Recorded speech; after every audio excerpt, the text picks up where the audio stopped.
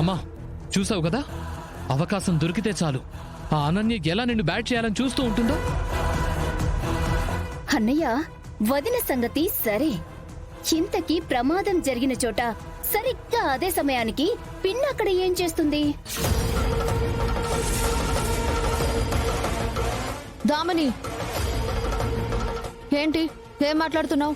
అంటే ఏంటి, అత్తయ్య గారిని అనుమానిస్తున్నావా? అడుగుతున్నాను. దీన్ని అనుమానం అనుకున్నా అవమానం అనుకున్నా నాకు కావాల్సింది మాత్రం క్లారిటీ. ఏ దామిని, ఉన్నదానికి లేనిదానికి ఎందుకు ఇంట్లో లేనిపోని సమస్యలు సృష్టిస్తున్నావు? ఆ అనన్య ఏమైనా మంచిదేనా? దాని మాటలు పట్టుకుని ఆనంద గురించి ఇలా మాట్లాడుతున్నావు?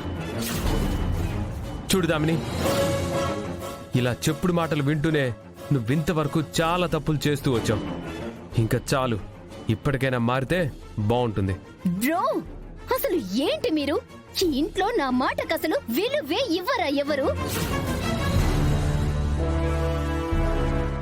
ఈ ఇంట్లో సిచ్యువేషన్స్ అలా ఉన్నాయి. సో నాకుండే అనుమానం నాకుంటుంది. నేను నీలాగా అల్లారు ముద్దుగా ఇంట్లో అందరి ప్రేమని పంచుకొని పెరిగిందాన్ని కాదు.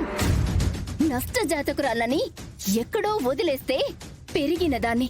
నేను సొసైటీని ఇలానే చూశాను. నాకు ఇదే తెలుసు. అనుబంధాలు, ప్రేమలు అన్నీ బాగున్నప్పుడే పైకి కనబడతాయి. ఒక్కసారి చెడింది అంటే మనసు లోతుల్లో దాగున్న కుళ్ళు కుతంత్రాలు అన్నీ ఇలాగే బయటకొస్తుంటాయి. దామిని,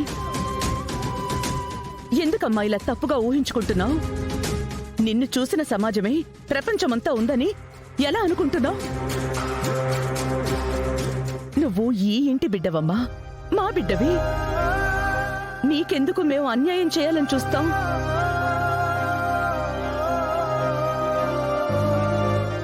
ఇదంతా ఎలా జరిగిందో నేను చూసుకుంటాను.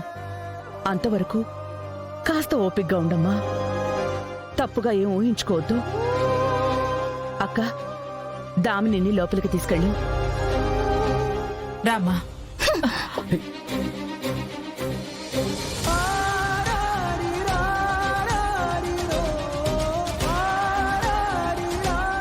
అక్క, బావగారు, జరిగిన దాని గురించి ఎవరూ మనసుకు తీసుకుని బాధపడకండి.